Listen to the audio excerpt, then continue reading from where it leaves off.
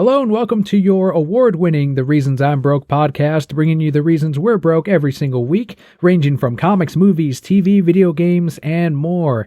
I'm Daniel, and today we have the first of what is a type of dream episode for me, at least, because I've seen so many members of the Snyder Cut movement do so much for not just all of us, each other, but for Zach, his crew, and everyone that worked on the film, his family, and for honestly for AT&T and HBO Max, and it's huge. But the first guest that I have on here, you've seen the sign. You've seen it on Twitter. It comes up all the time. It's up on Fiona's Snyder Cut website timeline, which is an amazing timeline to everything that has happened over the last over 3 years now, I think it is. And on the floor of New York Comic Con, hashtag release the Snyder Cut, I've got Gio joining the Reasons I'm Broke podcast. Welcome to the show, Gio. What an introduction, man. I don't deserve that. You deserve that and more. Thank you so much for having me on, man. It's an honor. I've been wanting to do more potting with you ever since we did the roundtables, and the second you mentioned, I was like, absolutely, I will join. So thank you for putting me amongst like all these great guests that you have coming up. I don't know if people know who they are, but he's got a good round of guests coming up. So stay tuned. Keep listening to the podcast. And I'm excited. So thank you for having me. Yeah, thank you once again. And to anyone that might be a little bit unfamiliar with what happened at Comic-Con, let the Brokehead Corps know what kind of reactions you got while you were on the floor and campaigning for Release the Snyder Cut during a time when people doubted that this thing even existed. People were saying that it's not even finished or it's not real. And it really was during a time when we did not know what was going to happen, if anything was going to happen, but we were just fighting. Yeah, man. So first of all, I always like to say like, people always like say thank you or whatever, like when you post the pictures and stuff like that. I'm like, I don't think that people understand how awesome that day was. And I'm about to describe like why. And you sort of set it up in the perfect way. Like we were in this sort of situation where we were coming off of that, a rough year, 2018, where like our hopes really like hit the floor, and it all started to turn around when Zach did SnyderCon, and he did that sort of the spring before we went ahead and did the 1-2 punch of San Diego Comic-Con 2019 and the New York Comic-Con 2019. And yeah, we were coming off of like a really rough year, and we had a lot of confidence coming out of SnyderCon, and that sort of like led to what we were doing in New York and in San Diego. But yeah, I walked into those halls thinking that here's the chance for me to do my part. I did the tweets and everything. I've been part of the movement probably since like, 2017. I mean, the day that movie came out, I knew it was like messed up, but I sort of became savvy to Twitter and like what Fiona was doing and all that later in the spring. So yeah, I've been part of the movement for a little while, doing the Twitter stuff, doing the trending and all that. But to me, it was always just like, I'm just contributing a couple of tweets. And then I saw this opportunity where this event was coming into New York. The movement had dedicated so much money to it to get the billboard up. The people in San Diego had done such a wonderful job of creating awareness with like the plane that they flew and the bus billboards and all that. And we were like, all right, here's an opportunity to do something in New York. And I had one day to sort of just like walk around. I took sort of the lead from my friend Ben, another Snyder Cut legend, that he in San Diego, he had this wooden sign that he just wrote, released the Snyder Cut on it. And he was just walking around San Diego Comic-Con with it. And like, people were asking him what was going on. And it reminds you sort of like that sign that Rorschach carries. Yes. Like the end is nigh. Yeah. So I was like, oh, that's cool, Ben. And Ben was actually part of this crew from New York as well. He did Saturday. We split it up into different days, all of us. So each person just had one day, go as hard as you can, walk the floor, right? So Leo had done another Snyder Cut legend. Leo had done Thursday. And before, when we were setting this all up, we were like, well, how do we walk around? Because the San Diego crew, for the most part, they were handing out flyers and stuff like that. They did a good job with that. But we wanted to try to create attention walking around the floor. And we were like, all right, let's, we're inside and New York lets you like walk around with stuff. Let's just make a sign. So first time ever going to FedEx or Kinko's, whatever it's called, the people that like print the signs. I walk in there, I'm like, I need you to print a big cardboard that says release the Snyder Cut. And this took like, because we threw it together basically like 3 or 4 days before. We knew that we were going to walk around and hand out flyers and stuff like that. But like this idea of sort of copying what Ben did in San Diego and doing it in New York and having the sign, we sort of like that all came together in the last few days. So I'm like, whatever it costs, like I need you to just get me a sign. And then I remember sending a message to Ben. I'm like, and I'm from New York, so I'm not handy in any sort of way. And everybody please laugh at my comment that I was about to make. So I say, Ben, how did you get this attached to this like wooden stick? And he's like, tape? And I'm like, what?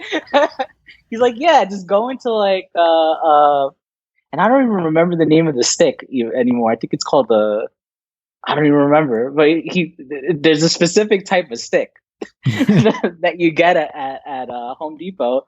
And he's like, yeah, just get some tape and stick it to the back. And I'm like, well, aren't they not going to be able to see you like release the Snyder Cut in the back? And he's like, it doesn't matter. You're like, you need to see the people like looking at you. I'm like, that makes sense. Mm-hmm.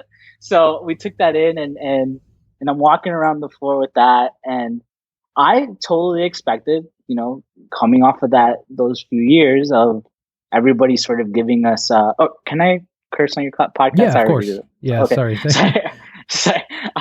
But yeah, so I expected people to just give us a ton of shit. Like when we were walking around the floor, it was a big summer for Marvel. I think Infinity War was that summer. So we're coming off of that. Like, I thought the crowd was going to be Marvel heavy. And I thought I was going to be walking around and people were just going to like be making fun of us essentially as I go through. And we were all doing individual days. So I'm like, oh, I'm going to be by myself too. Like at least if it was like 2 or 3 of us, like, I could be one of my boys and like, people make fun of us and we keep our confidence together or whatever. Right. But it was just going to be us. So I was to be honest, I was a little intimidated. I was going to walk in there. People were going to like, and in New York, like people tell you how they feel, you know what I mean? So I was like, oh man, I'm going to be walking around. People are going to be giving me shit. But I'm walking through and I sort of had like a secret mission that day that so lucky like to fall on me. And, again, when people thank me about it, I'm like, I don't think you understand how much of an honor it was to meet Rob Liefeld and give him this t-shirt that he was so fucking excited for. But let me get to that really quick. So I walk in and I have this like mission to give Rob his t-shirt. I have to find Liz Wonder that has the t-shirt. Leo gave her the t-shirt the day before because we had to have it shipped in special for Rob because it's not that he asked for it, but like the account was like, hey, Rob, would you like wear a t-shirt if we sent it to you? And he responded and said yes. Mm-hmm. So we were like, we got to do what we can to get him this t-shirt. So we like overnighted that thing basically to Leo and we were supposed to give it to him on Thursday, but Rob's schedule changed. So he was on the floor on Friday. So then we had to find a way to get it from Leo to me. And then it was just so lucky that like Liz was going to be part of like the photo opportunity because we were like, let's have Liz be part of it. Like people know her with her like awesome Wonder Woman cosplay. Like it would be great if she's part of it and sort of representing the movement as well and representing the cosplay community, which was like important for, art, just having representation at this con. So we're like, all right, Leo, you get it to Liz. Liz is going to be there the next day. And I just meet up with Liz and get her over to Rob because I knew when Rob was going to be on the floor expecting us. So this was all supposed to happen like super early in the morning. Like the con opens at 9:30, I think. And if you ever gone to New York, like they're never organized with their lines. So you get there and it doesn't matter if you get there at like 6 a.m. Everybody like has this mass rush to get in that they just can't handle. So you don't really get in until like 10:30. Even like it just doesn't matter what time you get there. Like they're just not going to be able to like get everyone in until 10:30. And we were supposed to meet with Rob at 11. So I had essentially 30 minutes, if everything worked out perfectly, to find Liz, get Liz over to Rob, and take the photo opportunity.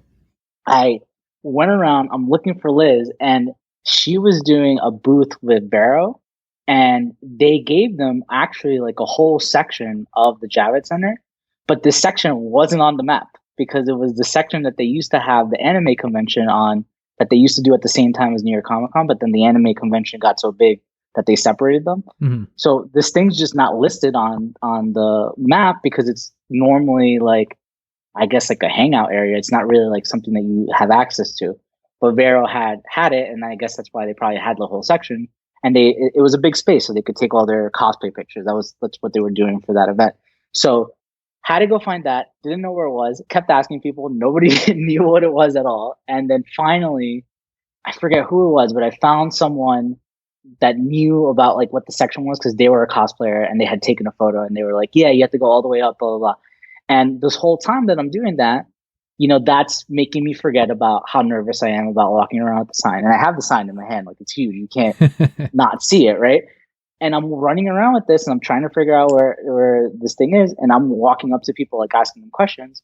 And people keep coming up to me and saying, like, hey, can I take a picture with you in the sign? And I'm like, yeah, but I'm in a rush. So like that keeps happening. And then like I meet up with Liz. And as I'm doing that, I realize I'm like, wait, did I just take like 15 pictures on the way to get up here? And like all these people keep coming up to me. I'm like, maybe the mood is not gonna be what I thought it was gonna be. Mhm. So find Liz, get to Rob. Rob, thankfully, because we were a little bit late. We were like 11:10 we got there. Rob like misunderstood the time. He was gonna be there at 1. So we had 2 hours to like do this again. I'm like, awesome. Like I Nice. would so terrible if like we were late. And but then the guy his manager is like, you guys don't understand. You need to be here at 1 o'clock. Rob has not been this excited about anything in the last like 7 years that I've worked with him. And I'm like, seriously? And I was like, I thought he was just like saying that. And like, he's like, you don't understand. Like you need to. And we're like, all right, we're gonna be there 1 o'clock on the dot. We separate off and we're going to meet up again and that all is ready to go. And I go back onto the floor and I'm walking and that's when it starts to hit me that like, the mood isn't what we saw essentially on Twitter. Like everyone that came up to me and not like, I'm not just saying this to like make the community like feel better. Like I had maybe 2 people in my whole time there, ask Leo, ask Ben, they had the same sort of situation. 2 people that maybe like made a heckle or something to me, like made like an offhand comment, like as I'm going up the stairs, they're like, "Oh yeah, the Snyder Cut doesn't exist," like something like that. But out of everyone that like came up to me, no, like everyone was super supportive. It was like Marvel fans that were supportive. Like there's one of the pictures that I put up, because it was the same time where we weren't sure if Tom Holland was still going to be Spider-Man. Mhm. So one of them was a picture that I took with like 6 different guys dressed up as different Spider-Man. They're putting up their sign like bring Tom Holland back, and I'm like putting up my sign that says release a Snyder Cut. And it's like super cool, and everybody's like super supportive. Everyone's coming up to me, like people were like just like making eye contact and like being like, hey, can I like hang out, like can I say something to you, blah blah blah. Like people were coming up to me and they asking about like what it was. That's when we really started to get big with our efforts with AFSP. So people were asking about that. People loved like hearing about that. There were some people that I didn't. There were comic book artists, like legendary comic book artists that I saw walking around and pulled me over to their table for their signing. Mhm. Like think about. I'm not gonna say who his name is because he didn't want to like make it public. But when you think Batman, it's one of this person's drawing, and it's not the person that you think immediately. It's not the one associated to Zach. But when you think Batman and you think of a drawing of Batman, this person like drew them. He asked me about the whole thing, and like we were there talking for like 15, 20 minutes about like what was going on. He was super supportive for Zach. Like he said, if I ever met Zach, I can tell him that he did support him. But he was like, yeah, he's not like he doesn't like to be talked about, basically. But everybody was sort of about it, and then we go meet up with Rob. Rob, and you can see it in the pictures. Like Rob was so ecstatic to like meet up with us. He made that video for us, and like he gave me this comic book. Like he was putting up this self-published comic book brigade, and he made one copy that has inside the comic, like one of his characters says release the Snyder Cut, and he signed it. So I have that Wow. sitting staring at it right now. So that's how like excited he was, and I'm like, so when people say like thank you to me, I'm like, I don't think you understand. Like that was one of the greatest days of my life. Like I would do that 10, 15 times over. I did nothing. But I'm happy that like this event brought awareness. And then the day after was the billboard event, which, the more and more I hear about that billboard event, that was a very important day. That was like anybody that contributed money to that event, believe me, that if that was one of those things that if that didn't happen, I don't know if we would be where we are today. So Yeah, thank you guys. it's incredible how many pieces had to fall into place at the exact right time to get to where we are now. Yeah. And it's when you look back on it, it really does all make a difference. Every single part of it, you at Comic-Con, the billboard, every single part of that is what laid that foundation to the movement that we have today. And it's important, I think, to view that, because I think we're getting into this other phase now of, hashtag restore the Snyderverse. And it feels like we need to do that once again, build another solid foundation. And yes, we are there's more of us now than there was back then, but it does have that same type of feeling. I don't know if you get that too, of, all right, this is another beginning to, let's now work on 2 and 3, Justice League Part 2 and 3. I think absolutely. When I think about the last month and a half, 2 months of this movement, like there was definitely, I'm going to be super honest with you here. Like, I think that there was definitely like parts of this summer where I'm like, oh, we got the cut released, and sort of people now have sort of ventured off into their own thing. We're not the same movement that we were before. People feel like we won, and it's not the same sort of fight. But then I don't know, there was just like this period of time over the last like 2 months where that changed. And now I agree with you 100%, where like I feel the push of the movement to sort of get this story completed. Like it's not just the Snyder Cut itself, but there was more to it, and we know that. And we know that we could probably push for more. We can get the air cut, we can get all these things that we think are the rightful place of WB's, I guess, DC universe, right? Is really should be the Snyderverse. Like that's really what was working and everybody was happy with. And not to say that what is going out in films right now isn't good or whatever. Like we understand there's an audience for that, but that isn't what created this huge fan base that we are part of. It's possible to like both things, but there's a clear difference between the two things. Yeah, there's a deeper and different connection to this particular movement especially. And I think a lot of that, from what I've seen, or at least from what I've felt from my experience, is I don't think I ever had that feeling of, let's rest on our laurels. I think it was, from what I saw from at least some of the members of the Snyder Cut community, was I need to, now that it's confirmed, I need to take a break because it's been a lot of work, and then we'll come back hard at this. And I think what's really lit a fire under all this too is, and I know it's something that we've been fighting against to try to stop, but it is that early torpedoing already that we're seeing from not just bloggers and reviewers and some people from the MCU side, but also from Warner Brothers themselves. And I think that's something that all of us are like, all right, well, this continues, because if not, they're going to sabotage this once again. It's going to be, 2016 all over again. Mm-hmm. And I think that's where, like, I'd love to spread the idea to the community that the concept of the perception of Zack Snyder on the internet is such an internet thing. Yeah. When you go out into the world and you're amongst, a community of like people that are into comic book movies, that like Zack, a lot of his movies are comic book movies, that people are into film, period. Like there is a lot of love for Zack Snyder out in the real world. This is really like a vocal minority that, I guess, most of them, they have a large voice. They have blogs and stuff that they can sort of voice out their opinions on. And I don't know how they all reach the same consensus of like having this negative opinion for Zack. But like, when you look at the rest of the world, like, Zack is revered in the world of film. Like a lot of directors look at him and are like, this is a man that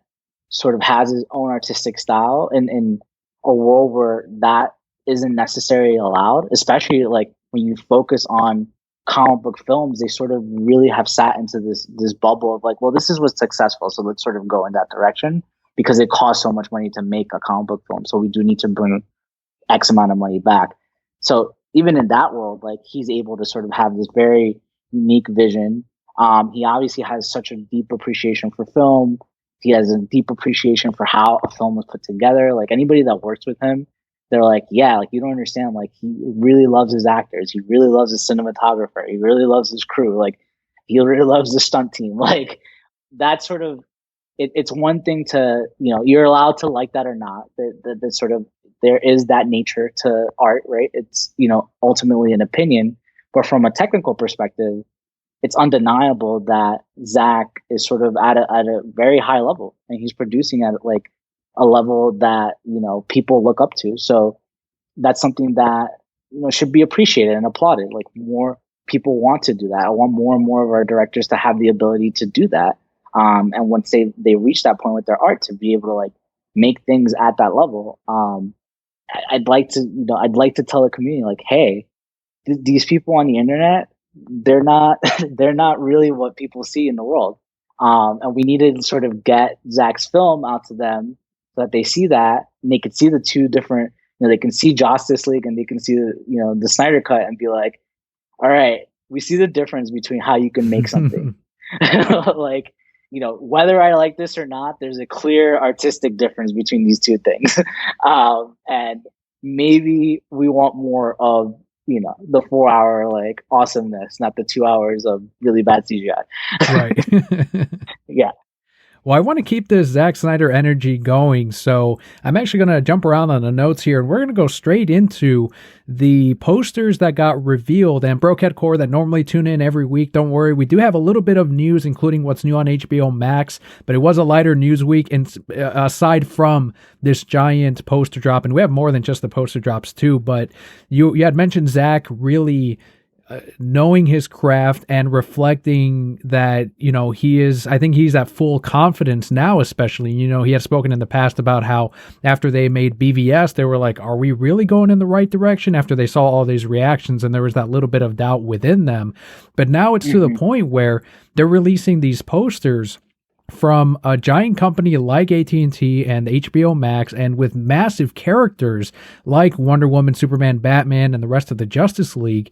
These posters are out there, and I don't know if you read it the same way, and I think everyone kind of did, they tell a story about how this all happened, and it revolves around Zach, his family, his crew, and the fan base, and it's not necessarily about the film itself. And those three posters got dropped on March 18th. I'm sorry, the movie premieres on March 18th. It showed that on the posters. The posters were by the time this episode releases, about a week ago. But these were poster 1, the broken, poster 2, which was the raised Justice League flag, and then the poster 3 has the film reel of the Justice League. Did you get that same sense of this is about the story of this film?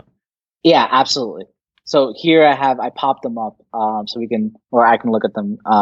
So the first one, it was Fallen, right? And you look at JL, the original logo of Justice League that we got, sort of, it's an interpretation of what we expected, November 17th, 2017. Like it sort of resembles that, and it's on the ground. You can see it broken down, right? Mm-hmm. So definitely I see sort of the comparison there. One of the things we may want to look at, right? So that's the obvious comparison of Justice League, right? Is this a look at the Snyderverse? Like he sort of sees this, and sort of what Zach has brought out every time that he's spoken about this is like, he's always seen these films as a continuous story. The idea of two Justice Leagues was something that sort of WB put upon him. But he showed us that awesome, piece of art where it shows sort of the 5 arcs of what he wanted to go through. And does this poster sort of represent, all right, this is the period of time where everything sort of like broke down. And then as we continue and look at the rest of the posters, is he just talking about the Snyder Cut, or is he talking about his vision, his story, like the rest of it, right? That's sort of how I saw that first poster. Sort of what are those two directions that we can go with? Yeah, exactly what that first poster, I agree, is it didn't happen how it was supposed to. It was a compromised version. There's many directions we can go in, and some people that maybe aren't as plugged into the movement might say that we're reading too much into it. But, if you've even been around for half a year, you'd know that these things are always with intention. Everything that's posted is with the intention of we are going to deconstruct it and think about it and digest it. And I think that's exactly what these posters are meant to be. They're not just, they're visions of the nightmare world and this is the Hall of Justice and that's it. No, there's more to it than that. And I think that's apparent with the different titles that they gave each poster too. Mm-hmm. And then there's also the fact that, like, when you look at Zach's Barrow feed, it tells a story, right? So as we saw these come in, we were just like, all right, well, maybe this one's a little bit too obvious, so it has to be deeper because that's usually just the trend of what he's doing. I think another interesting point is that the three posters are obviously connected, but they don't, like, visually, they're not parts of the same scene, right? Mm-hmm. So the connection between the three of them will have to not just like look at what we're seeing visually, and it has to be something sort of through the meaning of what each poster has, right?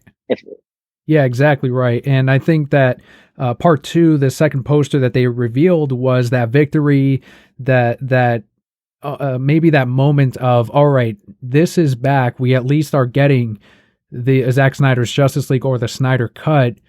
And or it could even be, if you look at them as three parts, it might even just be the uprising of people asking for it and people fighting for it and kind of still waving that flag in spite of the seemingly impossible odds. And I guess that third one will be, it is that here's the Snyder Cut. It is there. It exists. We got there and it's acknowledged. It's releasing.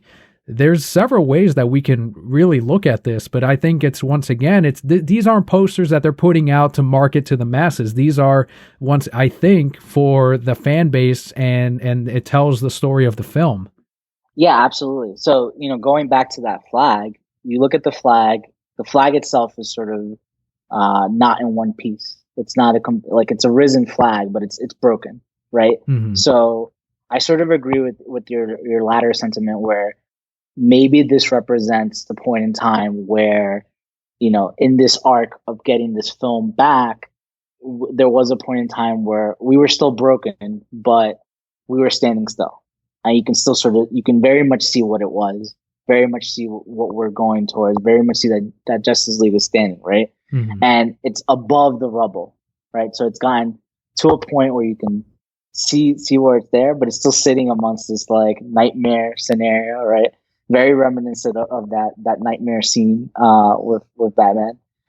So it's still sitting there. It's still sitting in that space.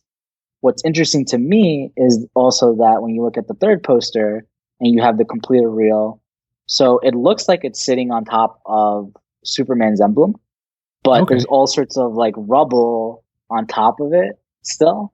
Is that poster the end of what's going on? Is that poster sort of asking like, all right, you have something that's completed sitting here, but maybe there's more if you just keep digging a little bit more, right? So I also thought that was interesting, and sort of the setting of these posters is very interesting. Because again, like you said, these posters are very much directed for this audience, like the Snyder Cut audience, because a normal, fan, even if you're just looking at this as like, oh, it's going to be a director's cut of Justice League, there was no nightmare scene in Justice League, right? So there's no connection there to this scenario where these posters are. Mm-hmm. So this doesn't really make a total amount of sense. I guess it makes sense if you saw the theatrical cut, or if it wasn't, the nightmare scene was in the theatrical cut. So I guess that will make a little bit of sense for you. But it's notoriously very, like, the way that was edited into the theatrical cut, a little bit weird. So it's still not something that you would imagine a normal person would just jump towards and really understand. I'll have to look at that third poster again a little closely, because I missed the part of it possibly being sitting on a Superman emblem, because that would also make sense, because we haven't seen yet from from what I understand of this 5-film arc, really the full return of Superman. It's once again that he has not yet risen, because it's not going to be that Superman that we had known from Man of Steel. He's going to go through his journey as well, just like all of these characters are going to by the end of the 5-film arc. So that would reflect upon, as you mentioned, I think Superman would be a huge part of those next 2 films. Yeah, and then for anyone sort of looking at the poster in front of you, the reason that I super, no pun intended, say that is so you definitely see the sort of bottom of the emblem, right? But it could have just been it's sitting on something that's like diamond shaped or something like that. But if you look under the reel of the film, you'll see the indent of that bottom part of the S, and that's sort of what really did it for me. And then if you look above, you sort of it's more difficult to see that part because there's a lot of rubble on top of it, but it also looks like the top part of the sort of indent for the S. So if you guys take another look at that, that's sort of why. And I definitely believe other people have posted this theory, but that's sort of when I looked at it, and I was like, oh yeah, for sure, that's the Superman S. See, and that's why they do these posters the way they do, because they know that, and Pulpa Kelly constantly jokes about it, that we use our CSI knowledge and our detective skills to superanalyze everything. And it's true though, because there's always a message there, and we're going to find it. It might take us sometimes over a year or two. There's still deconstruction happening of BVS and Man of Steel, and we're going to do the same with Zack Snyder's Justice League. But they know that we're going to look at this very deeply. Yeah, for sure. And even looking at it right now, while I was like pointing that out, so the reel is like showing the negative of whatever that scene is, and it's a little bit difficult to make out. So I wonder, like, I'm going to definitely like have this out while I watch the Snyder Cut, and I'm like, I wonder what scene this is, and I wonder what he's trying to say with it. You know what I mean? Well, with these 3 posters, Warner Media released the official synopsis that reads, quote, "In Zack Snyder's Justice League, determined to ensure Superman's ultimate sacrifice was not in vain, Bruce Wayne aligns forces with Diana Prince with plans to recruit a team of metahumans to protect the world from an approaching threat of catastrophic proportions. The task proves more difficult than Bruce imagined, as each of the recruits must face the demons of their own pasts to transcend which has held them back, allowing them to come together, finally forming an unprecedented League of Heroes. Now united, Batman, Wonder Woman, Aquaman, Cyborg, and The Flash may be too late to save the planet from Steppenwolf, Desaad, and Darkseid and their dreadful intentions," end quote. What do you find extra answers in that synopsis that kind of surprised you that they went that into detail with this? Honestly, that's the first time that I read it, because when I saw the press release, I was sort of focused on what their release strategy was, and I totally like ignored that. But having you read that out to me right now, it's interesting the way that they put that end part, right? So yes, obviously they would say that they didn't save the world, but again, for the more savvy crowd within the Snyder Cut crew, and then I guess you have a general audience here on the podcast, so I'll maybe illuminate everyone. So during Snyder Con, right, Snyder had mentioned during, I think, the BVS Q&A, but he had mentioned sort of some of the scenes that he wanted to do, and the talk of like time travel came up, and he very clearly stated that in the Snyder Cut, time travel happens, right? Because they had this like clear idea of how they wanted to do it. He thought it was really cool. And at that point, he was just like, well, fuck it, I'll just tell you guys what I wanted to do, right? So it's interesting the way that they put that, because to me, I hear that and I'm like, so we're probably going to have a point in time within the Snyder Cut where the team fails. Right. And that's sort of where the time travel plays in. We know that the Flash can sort of use the Speed Force to travel through time, but we know we have a very early Flash. Like, this is a Flash that doesn't really have a grasp over his powers, and any sort of like comic that you'll ever read about the Flash, like the idea of traveling through time is a very difficult concept for, even an experienced Flash to grasp. That's sort of what led to, what was the name of that?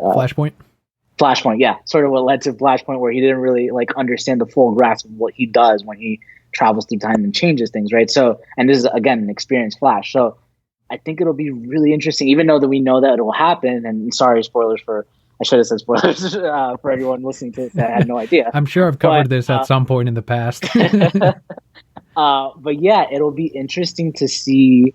That sort of fortifies that it's going to happen, and sort of interesting to see how that plays into the film. It's always, I always bring up, it's like, for a lot of us that have been doing this now for, what is it, 3.5 years, right?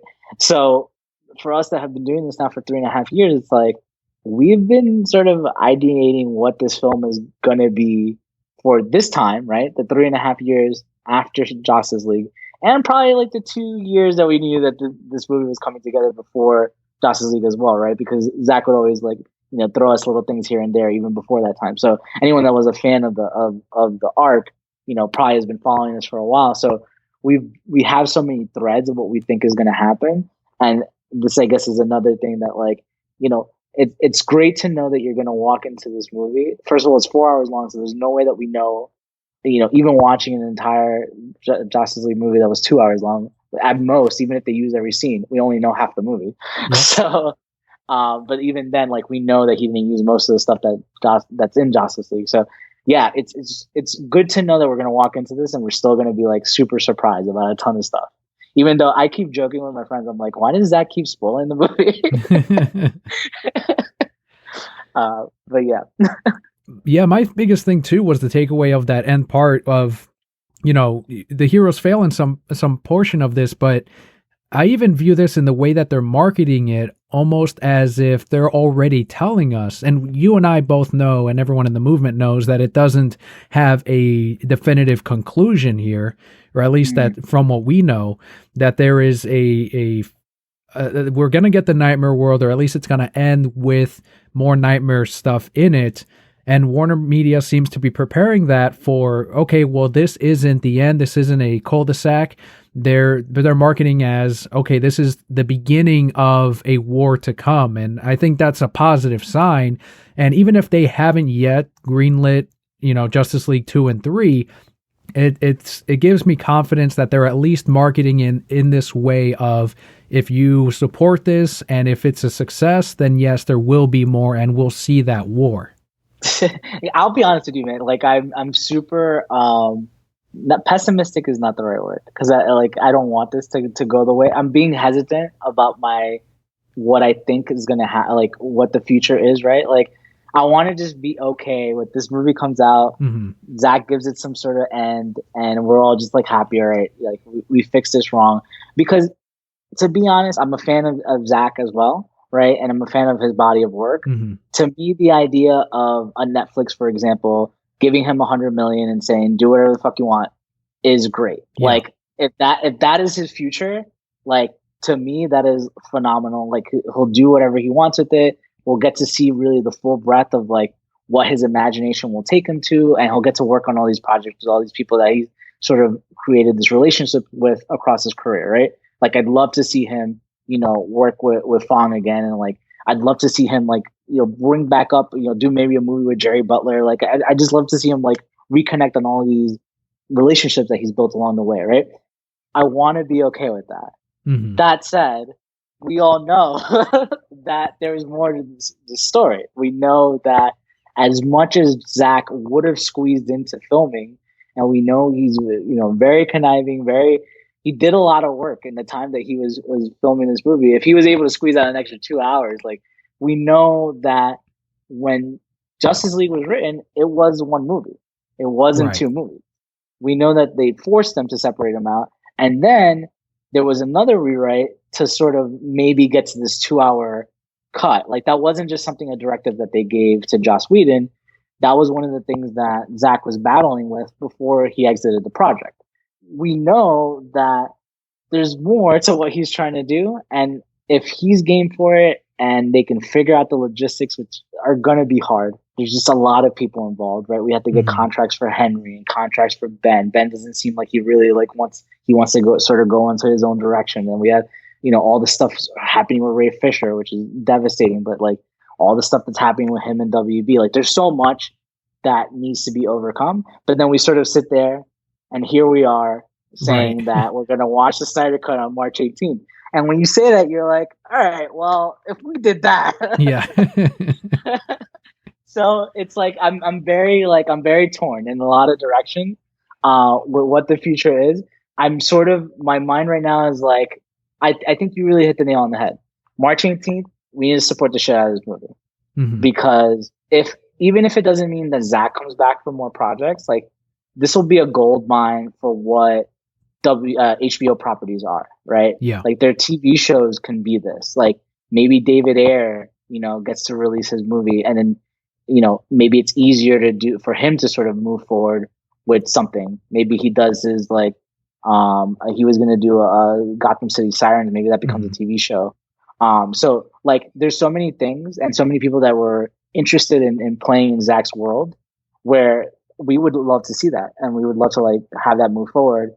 It sort of gives us something to look forward to for maybe the people that aren't too happy with the direction of where WB is going right now. And maybe it's just not for us. Like maybe that's just not where we wanted for it to go. So it sort of gives us an avenue too, which is, to me, should be the strength of these streaming services. When you look at Netflix, right? They're this year they're going to be putting out a movie every week. There's no way that somebody's going to enjoy every single one of those movies that they put out this year. And they're not Hmm. making them for one person to enjoy all 52 of them, right? They're Exactly. making them because they know how diverse their audience is. They know that they have these little niches everywhere, and they're just going to support all those different art forms and put something for everyone, so that somebody at some point is like, oh yeah, like this month maybe I saw this movie on Netflix, I really enjoyed it, and that keeps them happy enough to like keep their subscription. Like I'd love to see HBO do the same thing, and I'd love to see the Snyderverse be one of those lines. Like I'd love for us to get a little treat every like 3-4 months. That'd be awesome. I'm with you too on the fact that when this is all said and done, this was an accomplishment on its own.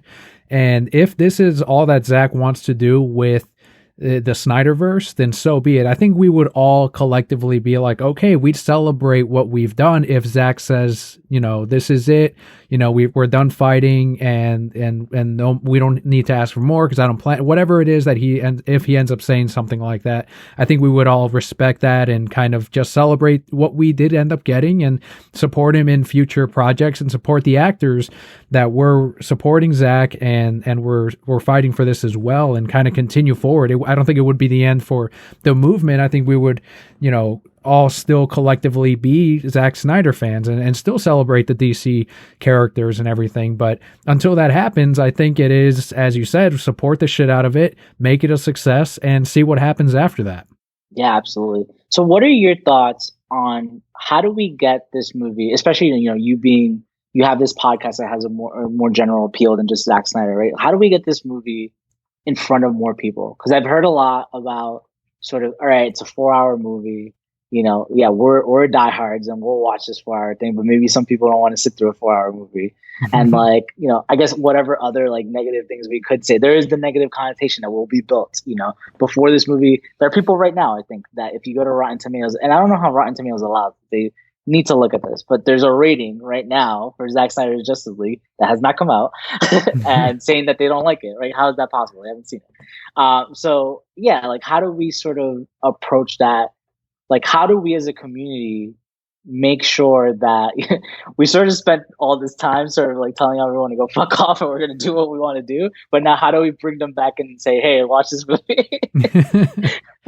It's really interesting because I've seen not just from interacting with people day to day, but even I work at a comic shop, I manage one, and over the years I've seen that all the different misconceptions about the Snyder Cut, people not having heard about it, to now I have subscribers who I remember explaining to them what the Snyder Cut was, coming up to me and telling me how excited they are about. One of them just last week was telling me, I'm glad it's going to be all 4 hours and not episodic. I would have seen it either way. And it's like, the general audience, when I play BVS in the shop all the time, I play Man of Steel. Mm-hmm. And when people I don't know, regular customers come in and, it's teenagers, it's adults, and they're like, oh yeah, the Snyder Cut is coming out. Somehow they are learning about it as well. And I personally don't know if it's just the fact that this community has been, so vocal about it. All these websites, they keep picking up every bit of news, positive or negative spin on it, and that is getting it in front of the general audience. But you're right. I think that Super Bowl ad that they're campaigning for, I think that's going to be a big one, especially if we blow it up like they're trying to. It will hit the networks that normally cover Super Bowl ads that wouldn't cover comic book stuff at all. And if it spikes up that much, that's going to be yet more eyeballs on this. But, I think things like that are more mass appealing to, latching onto a larger trending event and making it about Zack Snyder's Justice League in a themed way, not necessarily like attacking anything. I don't think that's the goal of any of these campaigns so far that I've seen that try to get more eyeballs on it. But I think that's going to be the key, and just kind of surprising the media and these websites that normally don't cover it. And I think when the Super Bowl campaign happens, we'll see a lot of positivity out of it.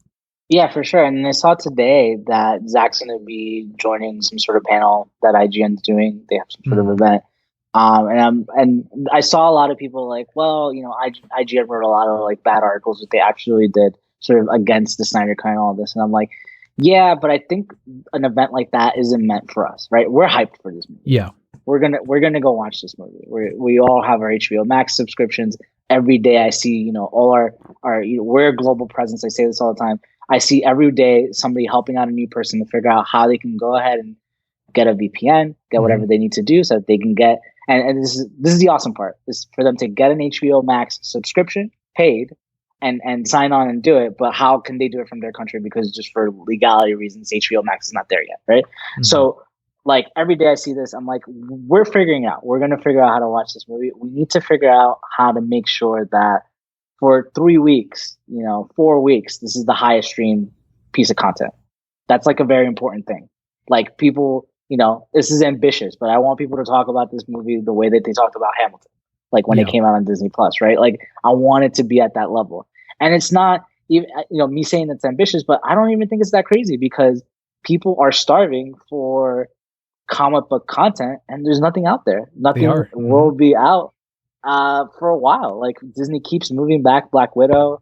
WandaVision gets talked about a lot for like, as a very like, and I actually like the show, but it's not like the super exciting show. It's not like something crazy is happening in it, right? But it's talked about a lot because it's a comic book show and they're doing something interesting, right? So they talk about it, right? So for the same idea, we need to latch onto that and really push the Snyder Cut and be like, look, this is just sort of like a different approach to comic book movies, different approach to this genre, and something that you haven't had for like 6-7 months. Even when you consider Wonder Woman, it's like that is a different type of comic book movie, right? It didn't necessarily appeal to the people that this is going to appeal to, right? So, yeah, I think we need to like really figure out a way to like push this on, beyond the movement itself. The movement's big and everything, but we need to like dream bigger, right? The same way that going back to what we did in New York, it's like a lot of people were like, well, why would you get a billboard that's just in New York, right? It's just going to show the people walking around the city. And that's cool, right, that it's in Times Square. But it's, first of all, and I'll be honest about all the criticism we heard, right? I'm like, first of all, it's not even in Times Square proper. It's not in the center of Times Square. So it's not like you're going to have like a picture of it, like with one of those iconic Times Square things. And then second of all, it's just the people in New York that sees it. But I know for a fact that was seen by people walking back and forth from the convention center, which are very important people that happen to be in the city that weekend just because this comic book convention is happening. And they're walking back and forth from their hotel. And, a blog or two gets written. And next thing you know, some exec like sees it, right? And then meetings happen. So we have to like think bigger picture. We have to think about like, how do we appeal beyond like our immediate frame of what we've been doing, and sort of see how do we get this beyond just the masses. That's really what's going to get us to have Restore the Snyderverse be like a thing that we can really chase. Yeah, it's definitely going to be a tricky one, but once we get there, I think as soon as we capture people's curiosity, they will research, and all the information's right there, especially with Fiona's website and how everyone's contributed to it. There's all kinds of resources that will tell people the story by a simple, short, Google search. And I think it's just that initial spark that's going to be the key. And unfortunately, I don't think any of us yet have gotten there or know the answer, but we're notorious for figuring it out. And I think we will get there by the time it launches or shortly after. I'm positive about that portion. We're a very strong and ambitious force. Yeah, me too. I have a lot of hope that this is going to go well, we're gonna push this as hard as we can, and then like you mentioned over the last 2 months, you really feel that energy in the movement. So at least like we're at a point where like our energy is there to sort of back this up, and I feel confident with that. Couple more things got released from Zack Snyder. On January 31st, he shared an image of a masked cyborg, which was previously cut from Justice League, although we did see it in the initial trailer, with a quote from Martian Manhunter that says, "There's a war coming." What did you feel, or what do you read out of this when he first posted it? He posted that poster the day after his picture on the IMAX, right? And he's sitting on the IMAX and he says, "Thank you, Fabian. What an amazing job." Hmm. So in my mind, I'm like, I wonder if this is in reference to the IMAX theatrical release that needs to happen for this. So that's where I sort of went with that. I know that probably that's not it, but that's sort of where my mind went. Gotcha. So he's kind of maybe attributing that quote to that, to getting it on IMAX. Okay. But again, in that same sort of nature, it's like, we're not done. Having this movie come out on HBO Max, first of all, we're not getting to see it the way that we should see it, right? Like Zach has said, the way that he wants this film to be seen is on IMAX, right? That's the way that he's using that special aspect ratio to like get it shown that way. So maybe that's our next immediate step, making sure that this film does so well on streaming that they want to push it out theatrically, and again, get it in front of more people. It sounds like we should be tagging IMAX as well on these trending events. And for sure. Yeah, that's something I haven't been good about, and I need to, get more on there, and that'll be very important. The other big thing too, and that was this week on February 2nd, he posted a teaser image of Jared Leto's Joker from his cut of Justice League with the quote, "Amazing character you created, honored to have our worlds collide, at David Ayer Movies, at Jared Leto," end quote. Do you think we'll get our first look at his Nightmare Joker, or whatever this Joker is from the Snyder Cut, in the trailer, or will he post another image in between now and the 14th? I think if we see it before the movie, it would be in the trailer. I'm hoping that the same thing that he does with this image is what he does in the trailer. So me looking at this image, I'm a little bit of a photographer, and I'm like, all right, so you would think that the way that he focused on it, you can't see Jared Leto's face. But when you look at it a little bit deeper, you're like, no, actually, that's like the focus is artificially removed so that you don't see it. So he altered this image so that you specifically don't see Jared Leto. So I'm hoping that, like, in the nature of that, he is sort of keeping that for the movie and just sort of letting the world know, hey, he's in the movie. And then you see it for the first time in the film itself. I think the same thing is going to happen with Martian Manhunter. Like, I think in the trailer, there might be something that, for people that haven't been following his Vero, sort of lets you know that Martian Manhunter is there, which maybe is why he quoted, "There's a war coming" to Martian Manhunter. Mm-hmm. Or maybe we just hear his voice, and that's sort of like letting you know, oh yeah, for sure, this is that voice that you recognize is the same guy, that's sort of Harry Lennox. So like, yeah, I'm hoping that's what he does. Again, I keep telling my friends, I'm like, Zach, stop spoiling your movie. Like, I just want to go and I want to see it. I want to not watch the trailer, but I know that's impossible, right? Because if Zach posts one image, it's all over Twitter, right? And we need to be on there to like be pushing stuff. So I'm like, there's no way I can't see it. So yeah, I'm hoping for my personal reasons that he doesn't show it. I mean, it's possible. It's possible that he shows the Joker there. It'd be cool if he does it like sort of as the stinger to his trailer. Like he just comes up at the end. Sort of. I think they did that with one of the Suicide Squad trailers. Yeah. Right. The Comic-Con one. Yeah. So that'd be cool if he does something like that. And sort of a nod to David Ayer too, because the Comic-Con was the best trailer. It's beautiful. So, I still watch it every now and again. Yeah, so that'd be cool. But yeah, I think it'll be something along those lines where it's the same sort of thing where we don't actually see him, but he's there, like his presence is there.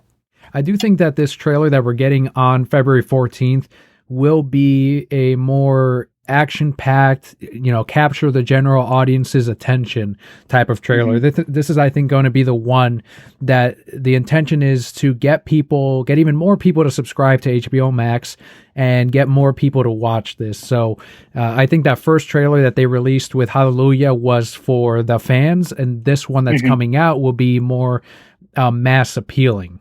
Yeah, I agree with that. So anything else you want to cover on the reveals here that we got before we move on to a couple of news portions for the episode? Well, so tonight, I think you might have missed it because it happened right before our show started. He also put out an image with Nightmare Batman from his new footage. Yes, I did see that. Yeah, I didn't put it on here, but yeah. I think, just to talk about that really quickly. So from what we know, and I love this because a lot of people are constantly going back to, well, the Snyder Cut wasn't done. Like, he went back to like go shoot stuff. So from what we know about new footage that he shot for the movie, it was just 4 minutes, and it was all around the nightmare sequence. I believe he confirmed that in one of the interviews with Grace. So I think this is cool to see this. I think it was Ben, right, that came back. I think Ben confirmed that he came back to to shoot these scenes with them. So I wonder a lot about why Zach would go back and shoot 4 minutes of footage, and specifically in the nightmare sequence. To me, that is a strong sign that this film, maybe he does close out what happens in the story, but he will have inserted something that sort of creates space for the Snyderverse to continue existing, because the nightmare universe will be this thing that isn't just a scene, right? It will be a lived-in world. And when you think about like when the Flash travels through time, right? He's traveling throughout the multiverse. So this will help establish to some extent the idea of the multiverse, right? This will be one of the universes within Zack Snyder's universe, right? Or Zack Snyder's multiverse. So I'm very excited about what that means. And also when you look at the Joker, right? He's alluded to that the Joker that we're seeing isn't the Joker that we know from Suicide Squad. It's his nightmare Joker, right? So just the fact that he keeps going back to this idea is very interesting to me. And it also creates space for, all these things that we keep mentioning about. Well, it'd be difficult for the Snyderverse to continue, because when you look at DC, the DCEU, right? They've sort of continued making this thing, and they've made this Flash movie, they made this Wonder Woman movie, right? They've sort of continued building it, and they say that it's based off of what it originally started. So what if instead Zach is saying, all right, cool, play with that. I'm going to go veer off into my universe, and then I can really do crazy shit because we're in the nightmare universe. Yeah. I can just do whatever the fuck I want there. And then I don't need the whole cast, right? So whatever the scenario is in that situation, maybe not everyone survived it. Maybe Batman didn't survive the nightmare universe. Maybe Superman, we see Superman kill Batman in the nightmare scene, right? So, maybe that makes it easier for Zach to keep playing in the Snyderverse and have his own thing and create these fun little projects for HBO Max. Yeah, and not be worried. I forgot, it might have been in an interview with Grace, but he had mentioned that, from Aquaman forward, it's kind of like a split in the timeline, and that you can still, if you enjoy those movies, you can still continue watching them, but, he has his own path of where his story goes in the Snyderverse, and there's room for both, for what they want, what they think they want with trying to chase that Marvel money, but then also what was actually working with Man of Steel and BVS. And you just look at the box office and, in spite of all of the torpedoing and reviews, you see the money, you see the bottom line, and you can kind of also have that fan base as well. So I think it is exciting that we're getting that more nightmare content, whether that leads into something in the future, or as you mentioned, maybe it caps off his universe in this film. Based on the 4 hours, it's a lot of time. There's a lot that we have not seen. So it's very exciting, and we're just kind of speculating for this, but in the next couple of weeks, I think we're just going to keep seeing more. He's going to keep building the hype, and we'll be, I'm sure by the time this releases, I'll be like, oh man, if we had recorded 1 day later. And I want to bring up one more point too, because I did kind of give a lot of shit to what DCEU is doing right now. I'll be honest, whenever I do anything. I also think that this is an avenue for the directors working in DCU right now, right? If Zach nails down this idea of a multiverse in this Snyderverse, in the Snyder Cut movie, right? In the Snyder Cut, he goes and says, "Here's an established like split off universe." Because you have to remember that with Joker and with Batman that we have in the future, it's been implied that these are separate universes. Like they don't fit in continuation. So you have to like realize that they're separate, right? Mhm. But if Zach straight out uses the Flash, creates a multiverse, and splits off into his own Snyderverse with the Nightmare universe, right? And then you have the sort of 1-2 punch about the Flash movie whenever that ends up coming out, and they're going to go ahead and do that too.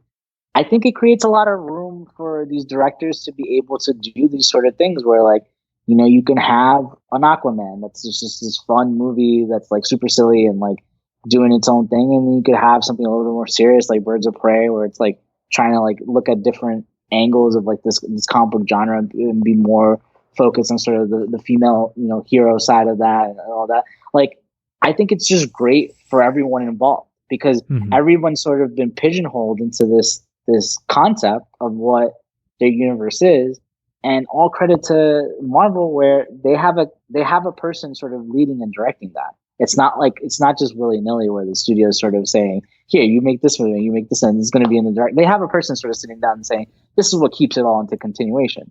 And DC Universe doesn't have that, so to use the multiverse, then to use the idea of like, oh, the movies don't need to do that, and the Yeah, audience just accepts that. That would be awesome. That would create a space where all of a sudden I'm excited again about comic book movies, and I don't feel like I'm going to be walking into them and seeing the same shit over and over again. and they'll right, exactly right, and they also wouldn't have run into that problem of which we've already seen, which what with what happened with Justice League, where you get rid of directors or actors or creatives over creative differences, or even worse sometimes. On the Marvel side, you've also seen that happen with Ant-Man, where okay, they're veering too far off the vision, so we need to let them go and hire someone on that's going to stick to the blueprint. And if you're doing the opposite of that, as you mentioned, each creative can do their own thing, carve their own path without worrying that the audience will not see, well, how come this doesn't fit over to here and this doesn't fit here. I think that the audience is smart enough to know that, look, there are multiverses, there are different Batman and different Flashes. At this point, they know that that's a thing. I think 10 years ago maybe you might have confused audiences, but we're there, and if they go in that direction, and I think it will be better for everyone involved, as you said. Yeah. And one of the type of multiverses that is being explored, we're seeing that on HBO Max. We saw it on DC Universe, is the CW world, where some shows are moving from DC Universe over to the CW, and one of those shows is Wonder Girl or Wonder Woman, whatever they end up calling it, which is based off of Yara Flor, who debuted in the DC Infinite comic book, I guess, timeline or relaunch. They're kind of iffy on what they're calling it right now, but it is a Brazilian Wonder Woman that had, I'm seeing it at the shop. It's one of the highest selling Future State books, which gave me a huge sigh of relief because, yes, it trended on Instagram, Tumblr, and Twitter, but usually that does not lead to sales. It's usually just people saying, awesome, I'm glad that we're getting this new Wonder Woman. And then, I'm sitting here at the comic shop like, how come no one's supporting it though? And that happens all the time. But in this case, and I think it is speculator driven, where a lot of people already know ahead of time. They've announced already that this Wonder Woman is going to have a CW show. Here's the comic of the character that this is all based on. So I think that's a lot of people going, okay, well, this is going to have a show, so let me pick up the comic, whether it's to, I guess, make money later or to see what the character is about before the show comes out. I think it is a positive thing. And DC Future State is going to have a Wonder Girl #1 that is going to debut in May. So this is the last bit of our news for this episode. Are you familiar with previous iterations of Wonder Girl? No, I am not a huge reader of Wonder Girl. I did hear about Yara Flor. I did see the image of her, and I was interested sort of where they were going with the future state, where they sort of, I guess, I've skipped most of like I haven't really read anything since New 52. Okay. So I'm very very lost in where they are in the comic book like realm, right? But I like the concept of them sort of, one of my things always when they try to make these characters and they try to like have more representation in them, is that I always want them to go ahead and make their own hero. Like I don't want to see, a Brazilian Wonder Woman. I want to see Yara Flor, which is this own person, and she is now Wonder Woman, right? But she sort of has her own background and sort of is her own thing and isn't necessarily the same thing as Wonder Woman. Same thing that they did with Miles Morales, which I thought was brilliant, right? Where they sort of like said, yeah, he's Spider-Man, but like he's his own type of Spider-Man, and his story is different from Peter Parker. Like he's not he's not trying to be Peter Parker, just of color, right? So I'm interested in that sense. I wonder. So is this book that they're writing? Are they working with the writer to create the show?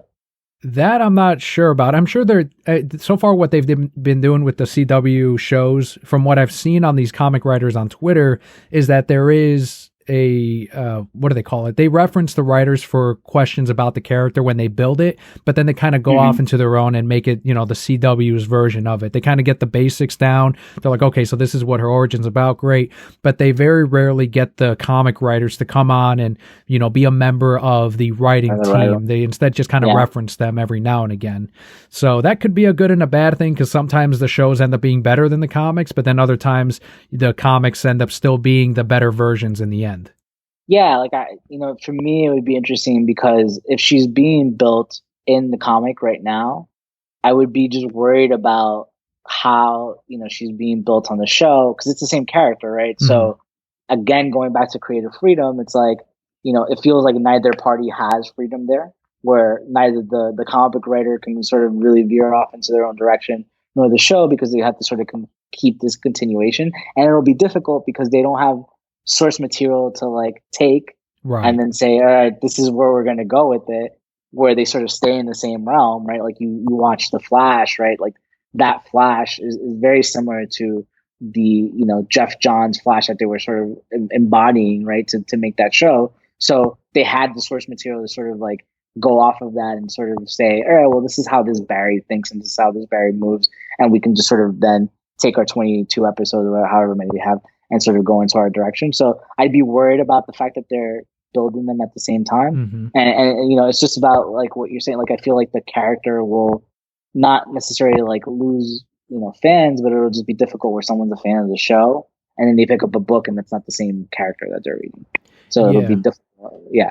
I definitely have that same worry, because if you don't have that baseline of several years of storytelling in the comics that you can then translate into the show, then you as you said, you're going to let the showrunners kind of do their own thing with the character, which I guess is fine too. But, if you're really trying to tie the two together and say, okay, well, here's the base material and you can read more right here, they're not going to really match. And that's one thing that sometimes readers do get a little discouraged about. But honestly, very rarely do people that watched the show and watched the movie, do they then come back, the following week or the following month for the next thing. Usually it's from what, the years I've been working at the shop, it's, oh, Black Panther came out, I need that Black Panther trade paperback and this Funko Pop, and then I never see them again. Or Endgame, I need that Infinity Gauntlet trade, and then you never see them again. They're just kind of, just buying the thing that is hot at the time that they're excited for, and that's fine and that helps, but it just rarely converts into longtime readers. Usually it's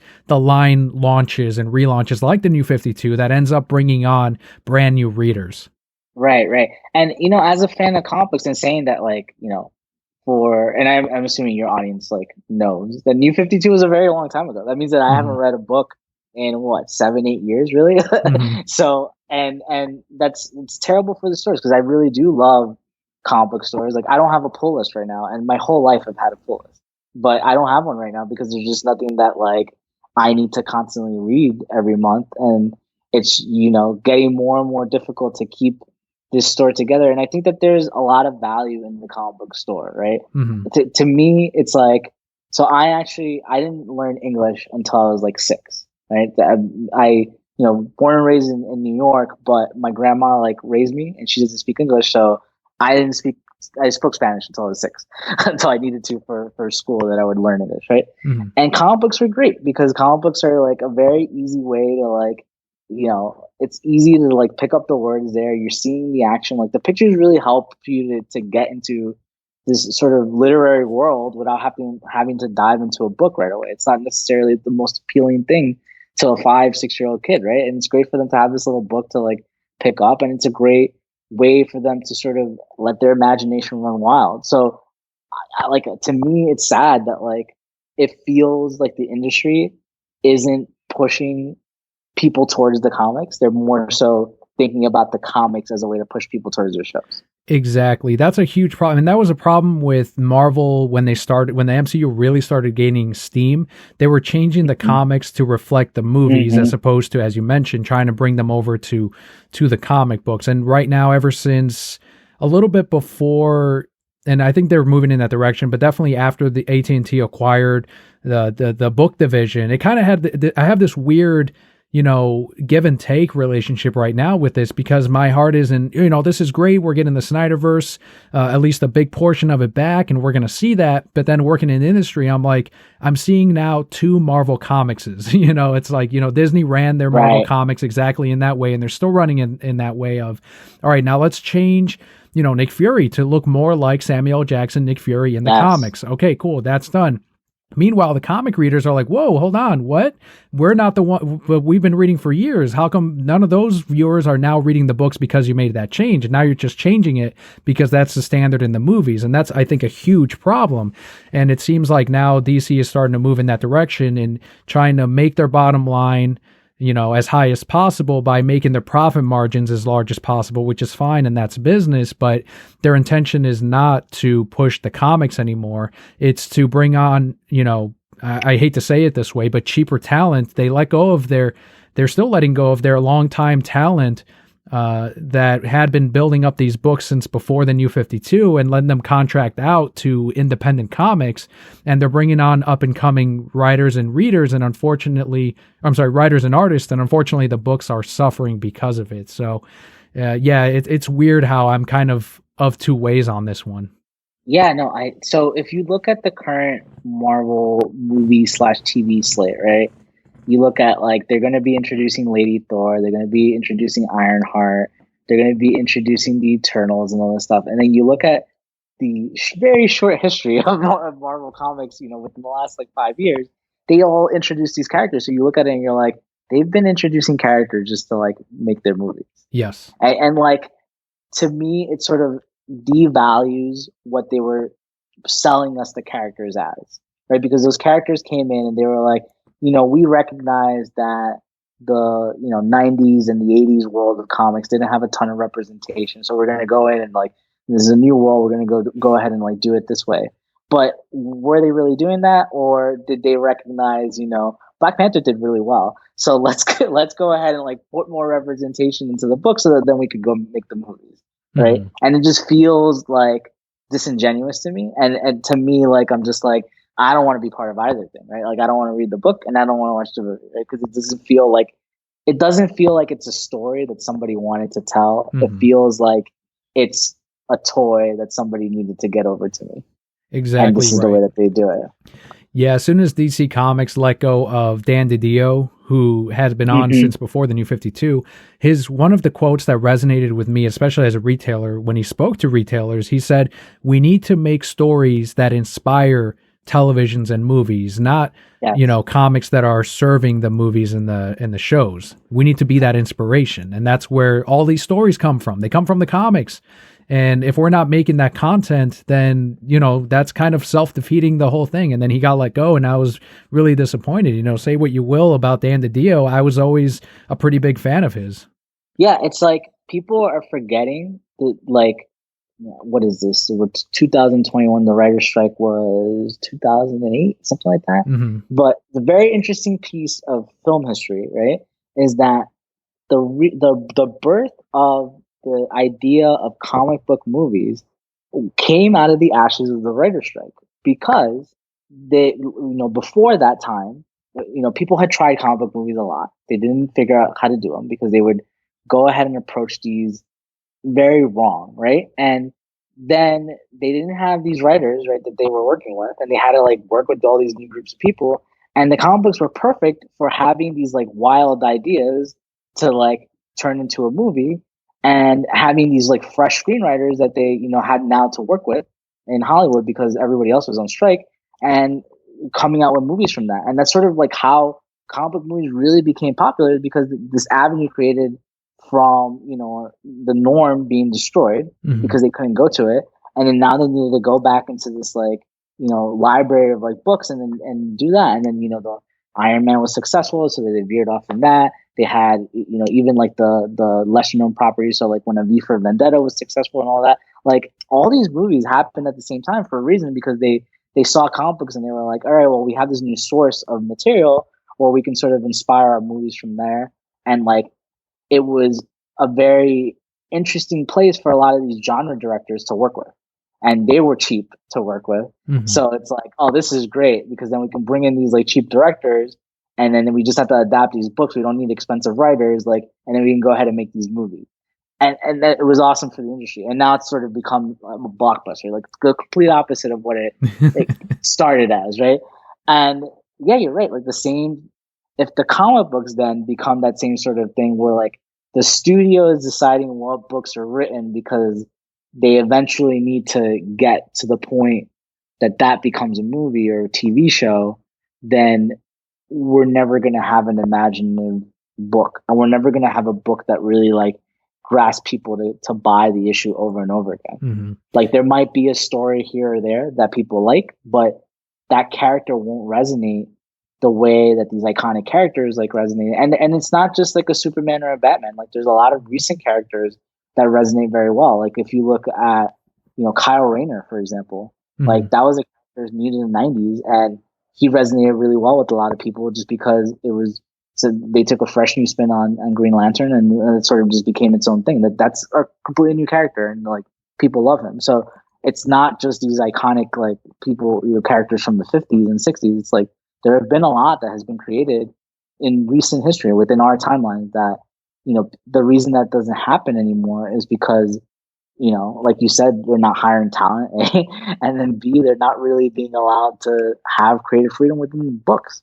Yeah, we're not allowing that room for the next Flashpoint or the next Final Crisis or those future stories, unfortunately. But, a lot of people are moving over to the independent market. That's where a lot of this talent is going. And, it'll be really interesting to see, the next, 10 years of comic book movies. And I'm hoping that the Image Comics or Aftershock or IDW or Boom get into that market, get into that industry, and kind of make these independent films that will serve that market that's looking for not just the next blockbuster, but is looking for a good movie that's based on a comic book or graphic novel. And I'm confident that we'll see that in the next decade.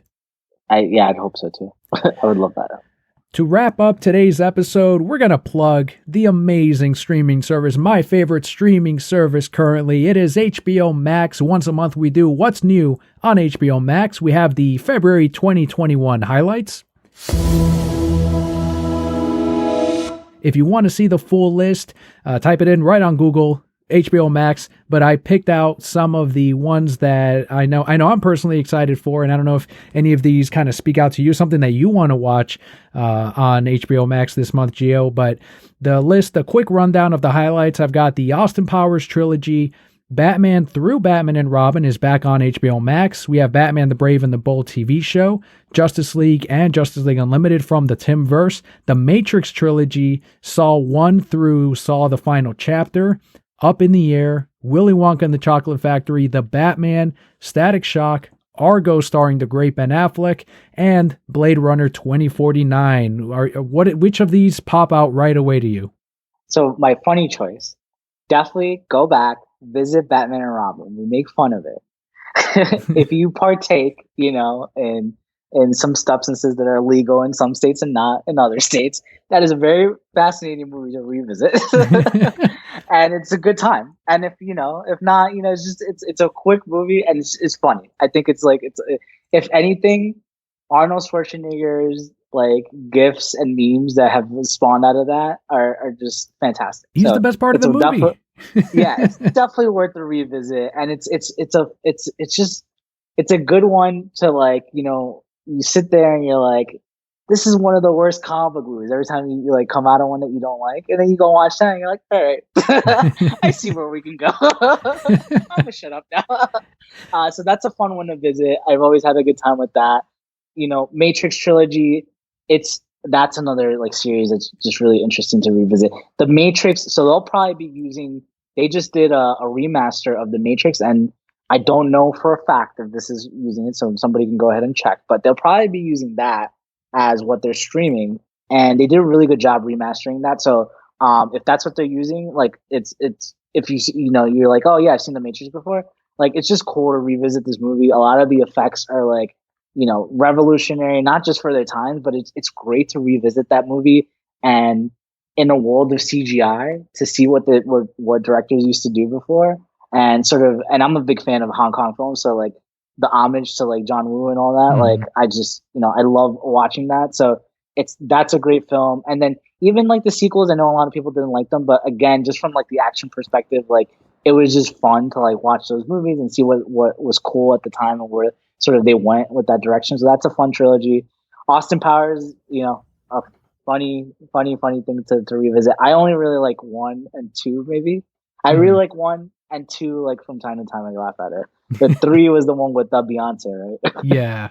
Yeah, Yeah, that one you could skip. I rewatched the first one when it hit Netflix, I believe, with Kelly, and it was one that she had not seen. I'm like, this is a spoof on James Bond movies. I loved it as a kid. I loved the first two for sure. And then as I'm watching it, we get to about not even halfway through, and I'm like, oh man, I haven't laughed yet. Like, did I misremember this? And I'm just like, now I accepted that it's good for younger viewers. It was good for me at the Yeah, time, or maybe it was just good for audiences in the '90s. But it's one of those that's yeah. like, you know what? It was of its time. It's definitely of its time. But yeah, revisit it, watch it. It's always fun to see that too. I just did we called it the Classic Movie Club, but we saw a lot of movies that were obviously not classics, but we were just revisiting movies that we used to like at some point or whatever. And Austin Powers would definitely fit into like what we were trying to do with that club. So definitely like revisit these movies that you would have loved at one time. And then my serious choices are definitely go watch Argo. Argo, I Mhm. think, is one of those movies that, as again, a fan of film, I always, whatever wins an Oscar, to me, I just like kind of like laugh at it. I'm like, I'm never gonna watch that movie because it's usually like a terrible choice. There's usually like some sort of like reason that they picked the movie, and it's Right. obviously not the best movie from that year. Especially like in recent history, within the last like 10, 12 years, there's a lot of times where you just like pick movies that they're not bad or anything, but they weren't a movie that you would watch again or a movie that like really like shook the film industry or anything Mhm. like that. I did agree with Parasite last year. I love that they chose Parasite because I've been saying this for a while now that the Korean film industry is running circles around what Hollywood is doing, and there's going to be a time where Korean cinema is making the only good movies, especially as studios are like fighting with what they're going to do and like making all these like they don't know what they're going to do with their streaming services and all that. They don't know how to like move forward. Korea like totally understands like what they're doing. The way that they've set up their like Korean drama industry and that sort of like funnels them talent over to like their film industry is just amazing. And the way that they approach genres is, I don't know, like they're just like fuck it. They're like, this could be like this horror movie could be funny. And not like dark comedy, like Austin Powers funny. And it's just like it's fun. Like they're just making these films that you like. I remember watching and I know I'm supposed to be talking about Argo, but I just remember watching the trailer for Parasite and thinking that I was gonna walk into a comedy, and then for anyone that watches it, you watch what happens, especially the end, and you're like, well, that wasn't a comedy. And then you sit back and you're like, it was a comedy. But yeah, the Korean film industry is doing so. Last year's choice was good, and going back to Argo, I think Argo was one of those like low key movies that they made the right choice. Like that movie, going back to it, I'm like, you could tell just how good Ben Affleck is as a storyteller, and then also seeing like the movies that he subsequently made. Like I even thought like Live by Night was a fantastic film. A lot of people didn't like it, but I really really love that movie. Like I thought that was one of those movies where they took like this sort of mundane story that we've seen over and over again and made it exciting and like made me care about like what was going on. And Argo is that. Like Argo is, I mean, it's not a Monday story like what happened, but this is like a very historical thing that at the end of the day I don't want to spoil it. Well, it happened in history, Right. right? The people get saved, so it's not like you like you could just look it up. So it's like he's telling the story that doesn't need to be as exciting as it is, and you are just from start to finish like on the edge of your seat on what's going on. It's really funny. Like Mhm. a lot of the dialogue is just so witty and like so like you can tell why people wanted to keep working with Chris Terrio after that movie. So I really, I say visit Argo if you haven't seen it. If you have seen it, visit it again. It's the one time that Chris Terrio has been allowed to just fucking make his movie without anyone touching it. So and he is a genius writer. So I think watch Argo, watch it there. I actually just bought Argo. There's a extended edition Blu-ray that I bought, and it comes with all this shit, and I want to see all the behind the scenes stuff. So it's one of those movies where like I rewatch it and I was like, I gotta buy the Blu-ray. So I highly recommend Argo. It's one of those like when people say that it's good, it actually is good, in my opinion. And then Blade Runner 2049. So apparently that's a divisive movie, but like it was a fantastic sci-fi film. It's one of the Yeah. greatest sci-fi films made in recent history. And the fact that he was able to like make something on par with Blade Runner is just, Denis Villeneuve is one of the directors of our lifetime. So definitely go visit that movie, especially if you hated it. Go watch it again. Like something went wrong. But it's and then at home maybe you have time to pause and shit like that. Like it is a slow churn, so I totally can see why sitting in the theater maybe you didn't like it just didn't resonate with you. But yeah, I think definitely visit that movie. That movie needs way more attention than it got. Mhm. And I want to see Denis keep working. So definitely give him streaming views and watch it on HBO Max. Watch Blade Runner 2049 before Dune later this year. That'll be a good primer for that. Dune is another one that I'm sure will be incredible too.